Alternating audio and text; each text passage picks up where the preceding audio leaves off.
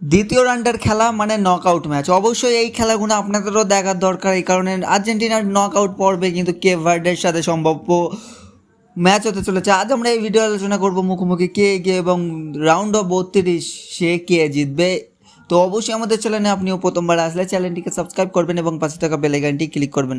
তো আর্জেন্টিনা বনাম Cape ভার্ডে round of 32 অর্থাৎ নকআউট দ্বিতীয় রাউন্ডের ম্যাচ, এবং প্রথম রাউন্ডের পরে আপাতত আর্জেন্টিনা এখনও একটা ম্যাচও হারেনি। অন্যদিকে কেপ ভার্ডেও কিন্তু এখনও একটিও ম্যাচ হারেনি। যদি বা কেপ ভার্ডে 3 নম্বরে শেষ করবে, শেষ ম্যাচে কিন্তু অঘটন না হলে কেপ ভার্ডের সাথেই কিন্তু আর্জেন্টিনার খেলা হবে। তো যদি মুখোমুখি কে আগে, অবভিয়াসলি আর্জেন্টিনা এখন বিশ্ব চ্যাম্পিয়ন, আর্জেন্টিনাই এগিয়ে, কারণ আর্জেন্টিনা একটি ম্যাচ না হারলেও শেষ 5টি ম্যাচে জিতেছে, অন্যদিকে শেষ 5টি ম্যাচের মধ্যে একটি ম্যাচ জিতেছে, কিন্তু বিশ্বকাপে আপাতত জেতার খাতা খুলতে পারিনি কেপ ভার্ডে, আর একটি ম্যাচও হারিনি।